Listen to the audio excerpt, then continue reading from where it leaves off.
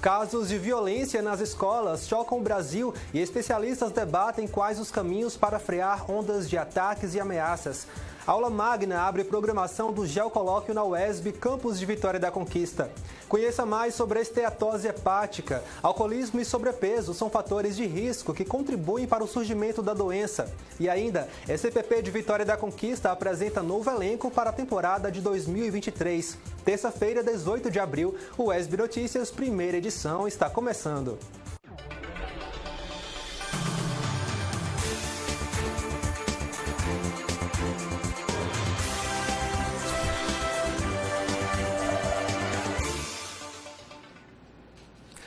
Olá, boa tarde para você. Muito obrigado pela companhia aqui no UESB Notícias. Seja muito bem-vindo, muito bem-vinda. Nas últimas semanas, o Brasil inteiro tem se deparado com notícias alarmantes e que levantaram um debate urgente. A violência que atinge as salas de aula nas escolas brasileiras atenta contra a vida de todos num espaço considerado seguro. Em São Paulo, uma professora morta a facadas. Em Santa Catarina, crianças assassinadas em uma creche. E no país inteiro, uma onda crescente de ameaças. Diante de tudo isso, como podemos agir para que atos assim, de tamanha violência, não voltem a se repetir?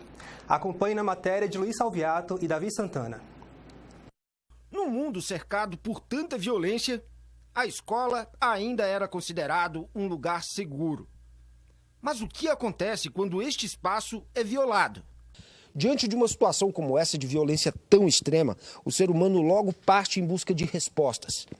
Mas parece tudo tão absurdo que a gente nem sabe ao certo quais perguntas fazer. Quem são essas pessoas? Como elas se articulam para atacar as escolas? E, acima de tudo, por quê?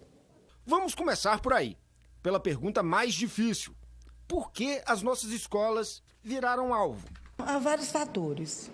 Um deles é porque a escola ela é parte de uma sociedade que é marcada pelo autoritarismo, pela misoginia, homofobia e tantos outros marcadores sociais, que isso faz com que a escola também produza violência. Não só produza violência, mas ela reproduz essa violência social que está na escola. Ela é fruto dessa sociedade. Então, para que a escola cuide dessa questão, é preciso que ela prepare seus professores, que ela trabalhe com direitos humanos. A escola precisa não apenas formar o aluno com conteúdos formais, mas também trabalhar com conteúdos informais, não formais. É preciso trabalhar com valores. Precisamos falar sobre cultura da violência. Então, a cultura da violência, ela é muito complexa, né? Ela envolve a violência social, a violência de etnias, as questões raciais, né? A violência contra a mulher, a violência contra a criança, contra o adolescente, contra o idoso, contra o deficiente. Essa cultura de violência, ela não vem de agora, ela vem de muito tempo atrás, né? Então, ela vem se estendendo e agora a gente se preocupa com a dimensão que vem tomando, né? Infelizmente, as pessoas foram educadas e estão reproduzindo ainda uma forma de resolver os conflitos e os problemas através da violência. E a gente vê isso no trânsito, a gente vê isso nos campos de futebol, a gente vê isso nas comunidades, na própria casa, né? E isso vai também para a escola. É como se o mundo ultracompetitivo dos adultos tivesse entrado nas salas de aula. No princípio, era pedra e fogo. Quando não havia ainda uma linguagem muito bem desenvolvida, a violência muitas vezes emergia para resolver conflitos. Com o tempo, a gente foi percebendo que viver em sociedade é fundamentalmente reconhecer o outro e respeitá-lo. Foi nesse contexto que surgiram as primeiras escolas. Estamos falando de um tempo muito antigo, mais especificamente da Grécia, centenas de anos antes de Cristo. As primeiras escolas funcionavam assim, em meio à natureza, sem muros e sem grades. Na Grécia você tinha a ágora. O que era a ágora? O espaço do diálogo. E é esse diálogo que a escola precisa retomar. Então, e quando surge o capitalismo, a gente vai perceber que a escola muda também de configuração. ela não é mais essa ágora, mas agora um espaço onde você vai orientar, você vai ensinar aos filhos dos economicamente favoráveis. E os que não tinham condição pagavam preceptores. A gente vai ver em toda a história que esses preceptores, eles vão tentar ajudar esses filhos de famílias que não têm, que estão na indústria trabalhando, que são trabalhadores, né, de um trabalho duro. E quando a escola passa a ser uma escola pública, ela passa a ser uma escola pública com muitas dificuldades. É tanto que hoje você vê o problema do público e privado no nosso país ainda é muito sério. A professora Maria de Fátima é pesquisadora e autora de livros que buscam compreender o papel das escolas nos dias de hoje e por que elas se tornaram cenários de violência. Essa cultura da violência ela tem definida de várias maneiras. E uma delas, por exemplo, está sendo transmitida pela mídia. A mídia ela passa o caso, o fato, o fenômeno, mas não há uma discussão, não há uma justificativa plausível para mostrar de que forma você tem que prevenir, você tem que combater a violência. E a gente não pode nem mais falar em violência, a gente tem que tratar da violência com o termo no plural, violências, porque a violência, ela, antes você percebia, ela na escola, da escola, então aquela que era produzida pela escola e reproduzida pela escola, mas hoje nós percebemos que a violência social adentrou a escola, ela tanto adentra a escola como ela está no entorno da escola, e a escola não dá conta de tudo isso, ela tem uma função latente e uma função manifesta, mas a função de combater essa violência social, ela só vai combater formando sujeitos autônomos. É preciso, e como formar sujeito autônomo? Sem autoritarismo, tratando de questões com autoridade, porque onde cabe o poder, não cabe violência. Pergunto à psicóloga que coordena o Centro de Atenção à Vida em Itapetinga. Como falar sobre este assunto com as crianças, sem causar mais medo? A gente pode estar trazendo de forma simples, né? O diálogo com uma criança menor, ele é diferente do diálogo com um adolescente que tem uma capacidade cognitiva melhor de entender, né? De entendimento. A gente pode estar trazendo que vai ter segurança, né? Pode estar vendo estratégias do pai, ou a mãe, ou o cuidador está levando, está buscando para deixá-la mais segura, de dizer que nunca aconteceu naquela escola, né? Aconteceu em um ambiente diferente daquele, não quer dizer que vai acontecer em todas as escolas, que vai acontecer em todas as escolas do município, para tentar criar uma segurança também para que essa criança não pare de frequentar a escola por conta desse medo excessivo, né? E o que fazer daqui para frente? É possível aprender algo diante da tragédia? Profissionais da mídia, por exemplo, foram orientados a não divulgar o nome do assassino nem as possíveis motivações por parte do agressor. Já para os pais, o desafio é muito maior e passa pela monitoração constante das atividades das crianças nas redes sociais. O bullying nas escolas também deve ser encarado como algo a ser combatido. Mas, principalmente, toda a sociedade precisa unir esforços para superar o medo. Só assim, a escola voltará a ser sinônimo de lugar seguro. Então, o bullying ele tem um impacto muito grande no emocional e psicológico de quem sofre, da vítima, né? Essa vítima, ela pode desenvolver um adoecimento mental, ela pode ir para um isolamento social, ela pode lá na frente ser prejudicada com relação ao trabalho, porque causa traumas, e traumas ficam incutidos na pessoa, embutidos, né? Consciente ou inconscientemente, né? E a gente precisa também ter um olhar com relação ao agressor. Por que ele está fazendo isso? Ele está repetindo um padrão que ele está aprendendo aonde? Então, a gente precisa ter o olhar tanto para a vítima, que precisa de cuidados, quanto para aquele agressor. Então, é um diálogo que precisa ser sempre discutido no ambiente escolar. A grande transformação da escola inicia-se com a mudança da estrutura física da escola, que se crie espaços onde possa acontecer o diálogo, a sociabilidade, as interações entre alunos, onde pode haver uma gestão compartilhada entre comunidade escolar e a comunidade local, que esse ensino seja um ensino de valores, não apenas de um currículo eurocentrado, tradicional, mas que seja um currículo vivo, que essa escola e esse currículo tenham como sentido e significado a vida. Para finalizar, a escola precisa ser um lugar de sentido. É uma pena que tenhamos que debater sobre a realidade da violência no Brasil partindo do ambiente escolar, especialmente com exemplos tão fortes e tão recentes. E para falar um pouco mais sobre esse assunto, eu recebo aqui no estúdio a professora Iracema Lima. Ela é professora do Programa de Pós-Graduação em Educação da UESB. Professora, boa tarde, seja bem-vinda. Para começar, eu queria que a senhora falasse, na sua opinião, o que há por trás desse contexto de violência que a gente tem acompanhado recentemente.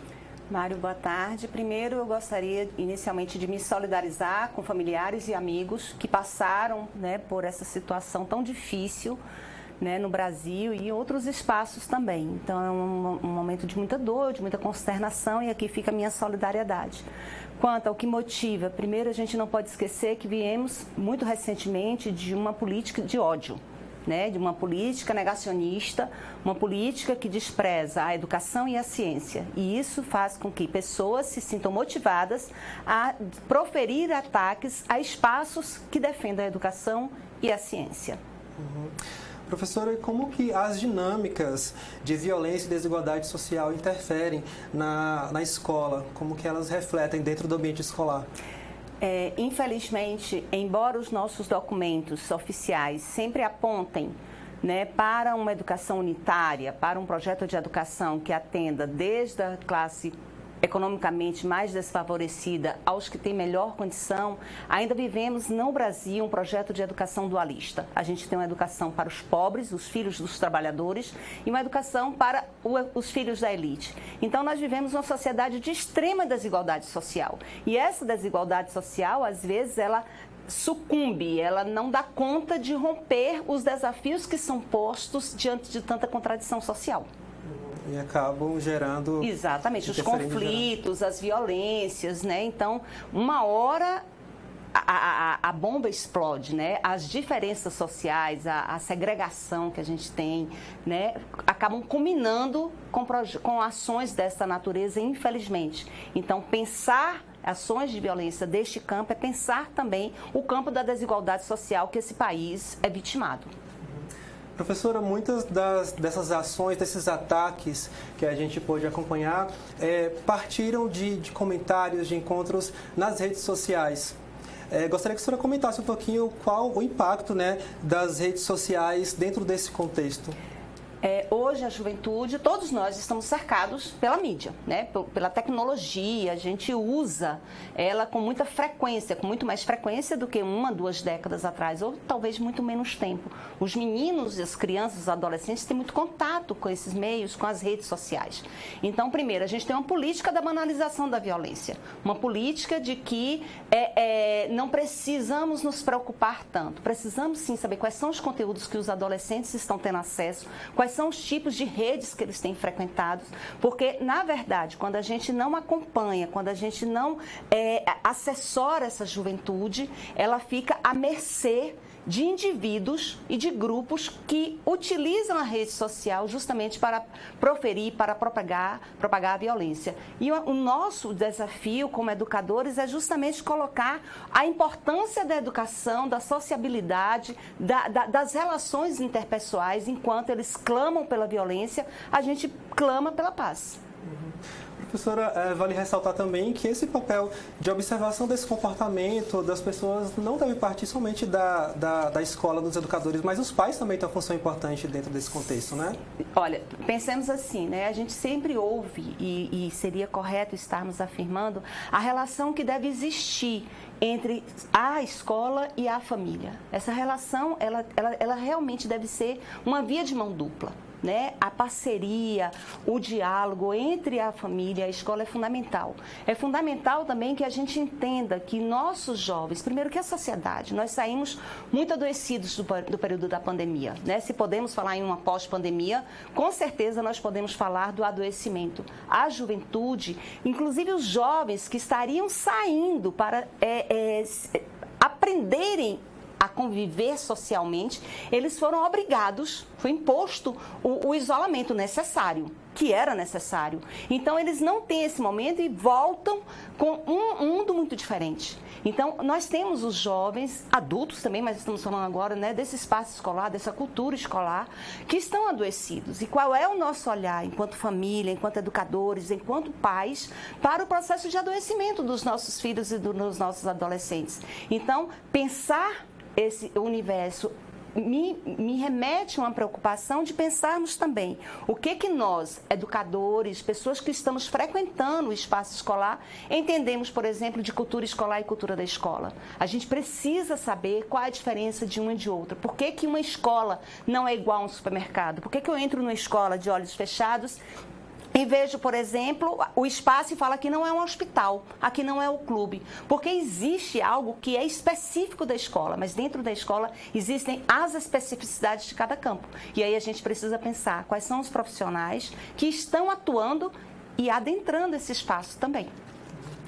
Professora, tendo em vista essa situação pela qual o país está passando, qual a reflexão que fica com relação ao futuro da escola, ao futuro da educação, especialmente para as próximas gerações? É um debate atual, mas que vai refletir lá na frente. Qual a reflexão que fica? Primeiro, acreditar que sim, que temos um horizonte possível, um horizonte de sociabilidade, né? Esse desafio, a utopia, como o Galeano já fala, que faz com que eu me movimente sempre à frente à busca de soluções. Os jovens precisam acreditar, nós, educadores, familiares, precisamos acreditar que nós temos um horizonte diferente. Precisamos estar atentos porque nós assistimos o 8 de janeiro. Então, o negacionismo, a raiva, o ódio, a política armamentícia provocou o que resultou na tentativa de golpe neste país no dia 8 de janeiro. Isso não pode se repetir. A gente tem que acreditar que a gente vai sim construir um mundo diferente. E para isso, a gente precisa estar atento, vigilante e mobilizado, porque fascistas não passarão. Só para encerrar, professora, uma ação que pode ser feita agora, o que o poder público, a escola, a família pode fazer na atuação para mudar esse cenário que a gente percebe hoje? Nós temos uma ação do governo federal, assinada agora no dia 8 de abril, se eu não me engano, de ampliação, né, do acompanhamento, da vigilância nos espaços escolares. Ok. Né, ele se faz necessário, atento, que nós profissionais, para adentrarmos os espaços educacionais, os espaços escolares, nós fomos preparados profissionalmente para isso. Então, colocar polícia dentro de escola não resolve, porque o policial, o agente de segurança, ele tem uma formação que não é ainda, a não ser que já comece a ser feito, né, para estar dentro do espaço escolar. Mas e qual outra ação? Por exemplo, tivemos agora, a pedido do governo federal, um encerramento, que houvesse o cancelamento de 200 contas do Twitter, que 2 TikToks também fossem, né, suspensos. Então, há ações, mas há também algo que nós podemos fazer, como eu falei, acompanhar, estar no diálogo permanente com os nossos jovens. O diálogo é a diferença, é você, junto com eles, estarem problematizando que sociedade é essa e que mundo que a gente quer. A gente quer um mundo diferente, então a gente precisa coletivamente estar atento e vigilante e defender a vida e defender a democracia. Professora, muito obrigado pela entrevista, obrigado pelas reflexões e a gente torce, né, para que casos assim não voltem a acontecer, que a gente possa ter, de fato, na escola um ambiente seguro como deve ser, né, um espaço de construção do conhecimento, do Exatamente, saber. E a TV UESB vem fazendo esse papel, que é importante chegar cada vez mais ao número de pessoas. Então, né, desejar realmente que a gente reverta com muita brevidade esse quadro. Muito obrigada. Obrigado, professora. O UESB Notícias, primeira edição, vai agora para um breve intervalo. No próximo bloco, você vai ver como foi a aula magna que abriu o programa do Geocolóquio aqui na UESB. É rapidinho, já já a gente volta. A partir de agora, você vai poder acompanhar a nossa programação ao vivo, de onde estiver e na hora que quiser, com o novo aplicativo da UESB FM.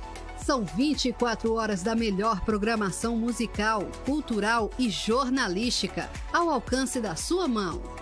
Para baixar, busque o aplicativo pelo nome da rádio, UESB FM, na loja virtual do seu smartphone. Instale e aproveite o seu conteúdo favorito. É a rádio que você gosta de ouvir.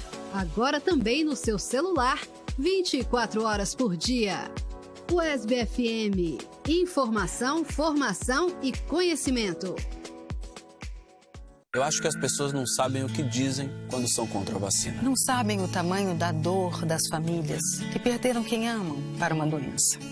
Não sabem o tamanho da dor dos pais aflitos. Seus filhos hospitalizados. Será que é preciso assistir à volta dessa e outras doenças para acreditarem na vacina? Não, nós não queremos isso. Confiar na vacina tem que ser pelo caminho da vida. Vacinas salvam vidas. Vacinas salvam vidas. Eu quero viver, por isso eu vacino. Eu quero ver o Brasil reconstruir a nossa vacinação. Porque o Brasil sempre foi referência em vacinação no mundo. Vamos nos unir ao movimento nacional pela vacinação. Vamos vacinar, sim. Valorizar a nossa ciência e o nosso SUS, sim. Vamos bater com orgulho no peito e no braço. E dizer que vacinas salvam vidas. Vacina é vida. Vacina é pra todos. Ministério da Saúde. Brasil. União e Reconstrução. Governo Federal.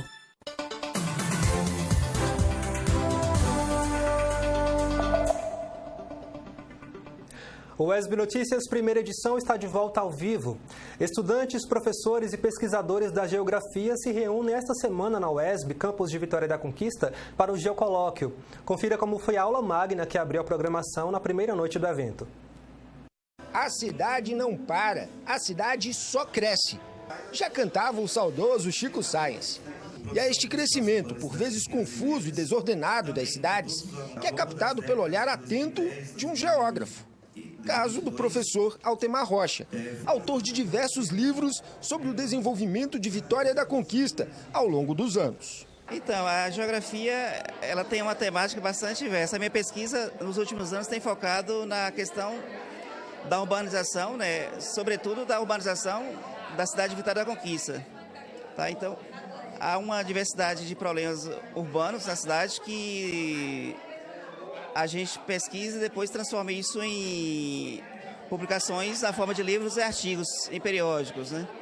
Os lançamentos dos livros hoje aqui são resultados de pesquisa, né, desenvolvidos ao longo dos últimos anos e resultados de teses e dissertações que o programa de pós-graduação em Geografia tem desenvolvido nos últimos 7 anos. O programa começou em 2016 e de lá para cá já desenvolveram aí mais de quase uma centena de dissertações com destaque para vários trabalhos e alguns deles nós acabamos publicando em livros e que está sendo lançado aqui hoje. As obras do professor foram destaque na primeira noite do Geocolóquio, encontro que reúne estudantes, professores e pesquisadores da geografia na Universidade Estadual do Sudoeste da Bahia.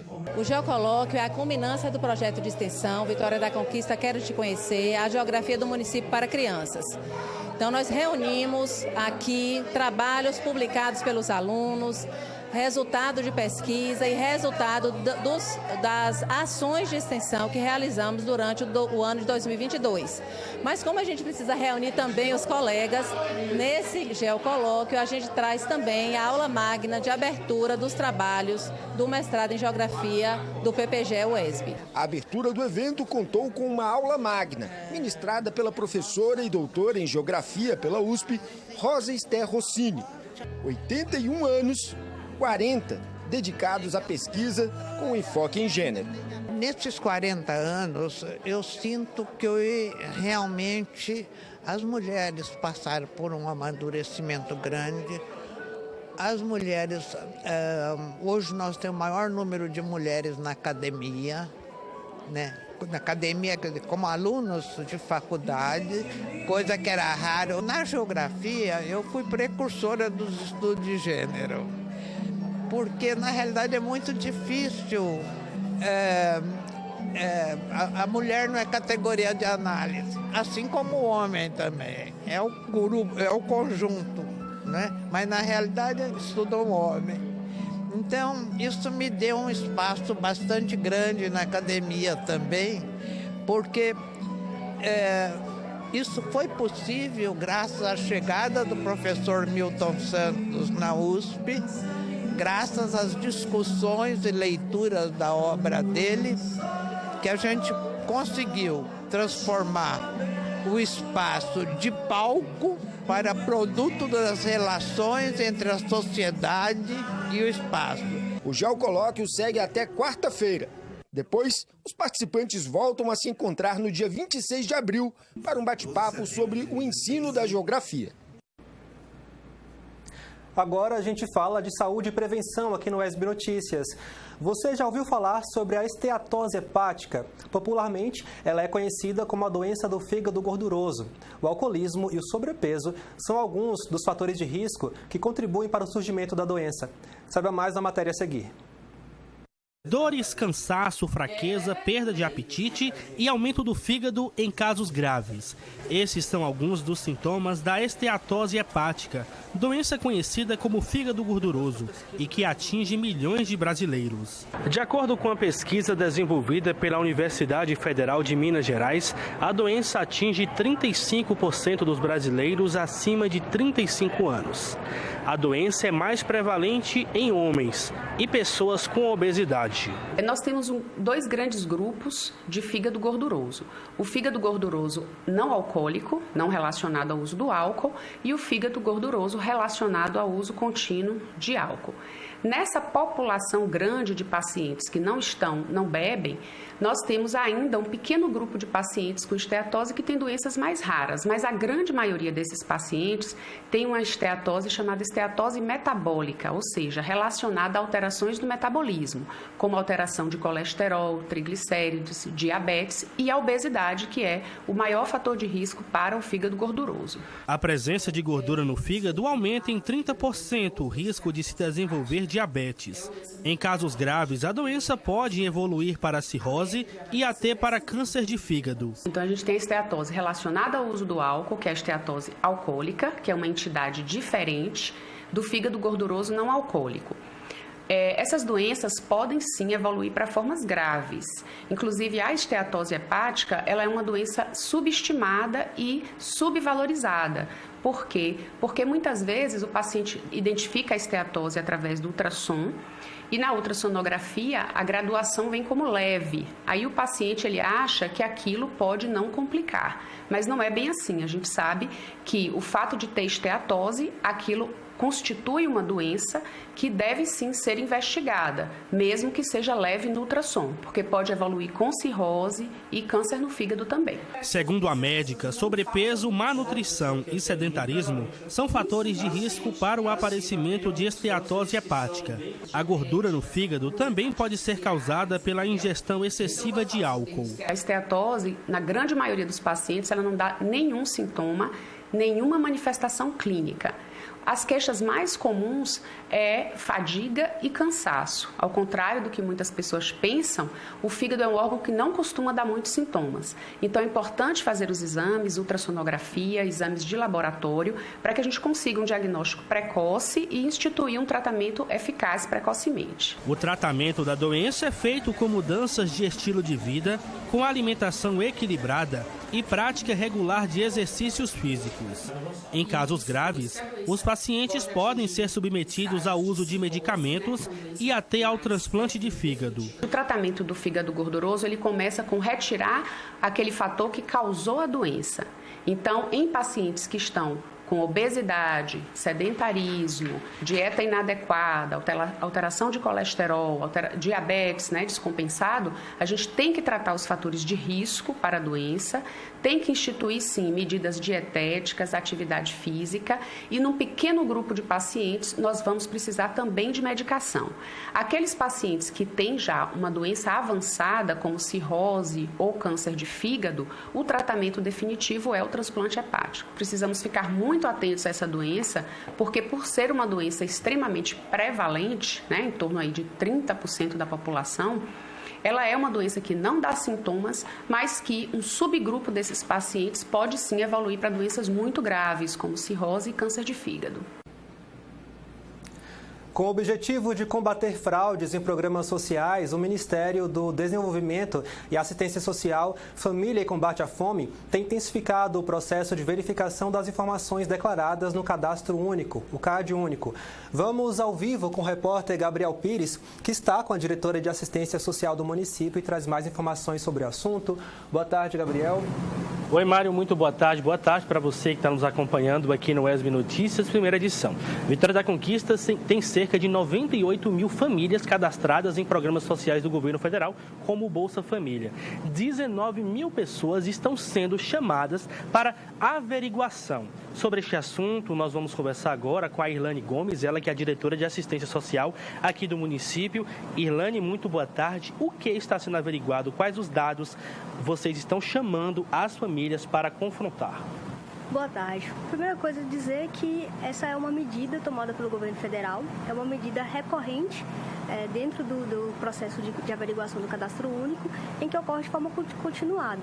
Então agora o governo federal está focando nas famílias que são consideradas unipessoais, ou seja, pessoas que fizeram o cadastro no cadastro único, citando que moram sozinhas. Então o governo está checando essas informações para averiguar quais dessas realmente moram sozinhas e quais dessas moram com outras pessoas. O objetivo é combater fraudes e averiguar se a mesma família não está recebendo dois benefícios.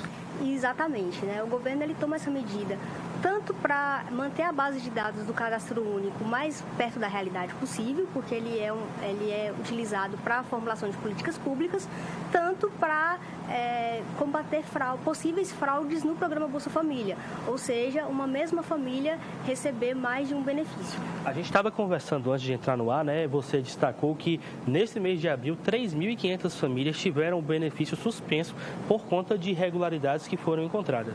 Exatamente. Dos 19 mil cadastros unipessoais no município, cerca de 12 mil desses cadastros são beneficiários do Bolsa Família. Os cadastros com benefício bloqueado são cadastros em que o governo federal identificou alguma inconsistência ou divergência que afetasse o recebimento desse benefício. Como essas famílias estão sendo chamadas? As famílias que têm cadastro unipessoal, que recebem o Bolsa Família, elas estão sendo notificadas tanto pelo extrato do benefício do Bolsa Família, quando elas sacam esse benefício no banco. Se elas forem beneficiárias da tarifa social de energia na conta de luz, elas também podem receber esse chamado. E as outras famílias que não recebem o benefício, mas estão na condição de cadastro unipessoal, elas podem realizar voluntariamente a exclusão desse cadastro, se elas entenderem que elas realizaram o cadastro de forma errada, através do aplicativo do governo federal, do cadastro único, ou de forma presencial nos postos de atendimento. Caso essas pessoas não compareçam para essa confrontação de dados, essa averiguação, o que pode acontecer? Caso elas não compareçam, tanto para confirmar a situação de que realmente moram sozinhas, tanto para atualizar a sua composição familiar, o governo federal, nos casos daqueles que recebem o Bolsa Família, podem bloquear esse benefício, suspender esse benefício, e isso pode levar também à exclusão do cadastro dessa pessoa. Onde essas pessoas podem ir e até quando elas devem fazer essa averiguação? Nesse momento, o governo está focando nos cadastros realizados entre agosto e dezembro de 2022, dando um prazo até o mês de abril para averiguação desses cadastros. As pessoas podem procurar um dos 8 centros de referência de assistência social pelo município. Elas podem procurar os postos de atendimento avançado ao cidadão, que ficam na Prefeitura da Zona Oeste, subprefeituras de Iobim, José Gonçalves e Batipé. Elas podem estar se dirigindo também ao perto da Secretaria de Desenvolvimento Social.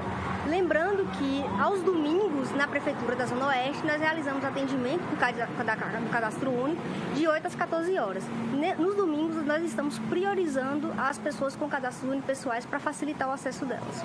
Ok, Irlane, muito obrigado pelas informações. Está aí, pessoal. Você que é beneficiário do Bolsa Família, tem alguma dúvida se o seu cadastro não está em duplicidade, se não tem aquela outra pessoa da sua família que está cadastrada e recebendo um benefício, procure a Secretaria de Assistência Social e também os CRAS aqui do município para fazer essa averiguação e continuar recebendo o seu benefício.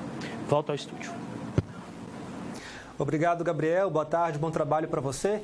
No próximo bloco, você vai ver que o SCPP de Vitória da Conquista apresentou um novo elenco que se prepara para a Série B do Baianão 2023. É no instante só, o ESB Notícias volta já. Não sai daí.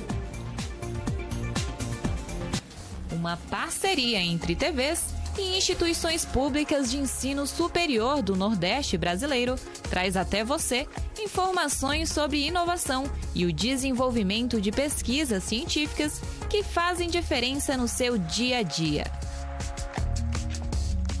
Universiência, todo sábado às 2h30 da tarde, aqui na sua TV UESB, canal 4.1.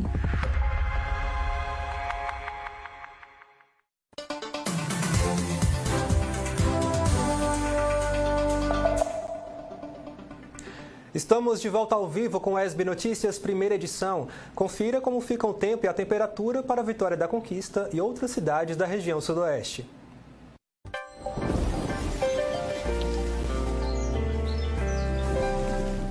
Hoje em Vitória da Conquista, sol entre nuvens. A temperatura mínima prevista é de 16 e a máxima de 29 graus. Na quarta-feira, os termômetros oscilam entre a mínima de 17 e a máxima de 30 graus com o tempo limpo. Na quinta-feira, céu com muitas nuvens com possibilidade de chuva leve.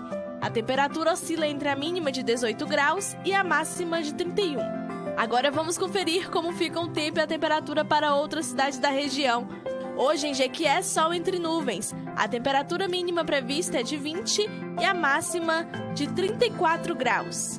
Hoje em Itapetinga, os termômetros oscilam entre a mínima de 18 graus e a máxima de 30 com o tempo firme. Sol entre nuvens em Caetité. As temperaturas oscilam entre a mínima de 20 e a máxima de 32 graus. E o SCPP de Vitória da Conquista anunciou o elenco para a nova temporada de competições com foco na Série B do Baianão 2023. Confira. Nessa segunda-feira, o Vitória da Conquista iniciou a preparação para a Série B do Baianão 2023, que começa no dia 14 de maio. Com novo elenco e equipe técnica, o time busca o retorno à elite do futebol baiano. Estamos dando pontapé inicial hoje para a competição que vai iniciar-se dia 14 de maio. Um modelo diferente de competição, já que há 17 anos que a gente não disputa essa segunda divisão, desde quando o clube conseguiu o acesso. Vamos enfrentar aí muitas dificuldades. Estamos já atravessando um momento muito crítico financeiro, né, por conta da baixa quantidade de receitas para essa competição. Mas dentro das nossas limitações, nós conseguimos fazer um elenco muito competitivo. Trouxemos vários jogadores de vários estados, jogadores que jogaram na Europa, em times grandes, com uma comissão técnica competente que já nos deu acesso aqui em 2006 e vários resultados positivos obtidos pelo clube. Essa comissão técnica esteve presente, como é o caso de Elias Borges e André Borges, treinadores e preparador físico. Então a gente está muito confiante que se o resultado puder acontecer, com muito trabalho, né, com muita dedicação, com muita renúncia, que o futebol requer isso. E já no dia 14 de maio, na nossa estreia contra o Jacobina aqui, a gente já espera começar com esse pé direito, visando já o acesso para a competição do ano que vem. Mesmo com investimentos modestos e a aposta em o elenco da casa, a expectativa é que o Bode venha com a mesma garra de 2006, quando foi campeão da Série B do Baianão, sob o comando do técnico Elias Borges, que retorna para o Alviverde com a mesma missão. Primeiro, feliz em estar retornando à Vitória da Conquista, a nossa casa, né? Mas para esse grande desafio, né, em colocar o clube novamente, né, na elite do futebol do nosso estado. Fizemos um bom planejamento, né, para essa pré-temporada. Aí são novos atletas, alguns já conhecidos do clube, outros aí que estão chegando. Ainda nós não conhecemos as características dos mesmos. Mas o que pretendemos aqui, junto com a nossa comissão técnica, é fazer um trabalho bastante forte, aproveitar esse tempo que hoje eu posso dizer que é o nosso maior inimigo. Só falta aí 3 semanas e precisamos correr contra o tempo para dar um condicionamento físico, né, a esses atletas. 23 reforços foram anunciados para a temporada. Entre eles, novos nomes, como o atacante Rafael Bastos, que já atuou fora do Brasil e em times como Vitória e Chapecoense, e já foi comandado pelo técnico português Jorge Jesus. A expectativa é a melhor possível, né? Conquista, quando entra em uma competição, ele entra para ganhar. E na segunda divisão a gente vai entrar para conquistar o título, conquistar o acesso, que é o nosso objetivo maior. E sobre o que eu posso trazer, eu vou trazer bastante experiência. Eu joguei muito tempo fora do país, rodei em alguns times do Brasil, então vou tentar passar toda a minha experiência pro elenco, para que a gente possa, no dia a dia, adquirir muito lastro para a gente, no final, conquistar esse título aí, esse grande objetivo que é voltar para a primeira divisão. Outros nomes já conhecidos da torcida também reforçam o time, como o zagueiro Lúcio, que iniciou sua trajetória nas categorias de base do Conquista. Após passagens por outros times do país, ele retorna motivado e de olho na Série A. A expectativa é enorme, né? Que vão fazer um excelente trabalho aí, no objetivo de conseguir o acesso para a Série A, que é o lugar que o Vitória da Conquista nunca deveria ter saído pela estrutura que tem, e nós vamos correr atrás aí nessa pré-temporada, tentar chegar bem fisicamente para fazer um bom campeonato. Nesta edição do Baianão, a disputa pela Série A terá 10 clubes. O campeão e o vice-campeão conquistam a vaga em 2024. Já os 2 últimos colocados serão rebaixados para a Série C. A estreia do Bode na competição será contra o Jacobina e, segundo o técnico Elias Borges, a união é a palavra de ordem para a conquista da vitória. Criar um bom ambiente aqui para que nós possamos ter um time unido dentro e fora das 4 linhas. Eu acredito muito no trabalho dessa maneira, eu não tenho dúvida que dessa forma é que nós teremos sucesso. A gente deseja, então, boa sorte ao SPP, que o time possa fazer uma boa temporada. O SB Notícias, primeira edição de hoje, fica por aqui. Para rever os nossos telejornais, acesse o nosso canal no YouTube. Outras informações você confere no SB Notícias, segunda edição, logo mais às 6h30 da noite, com Marcel de Souza. Muito obrigado pela companhia, uma ótima tarde para você e até mais.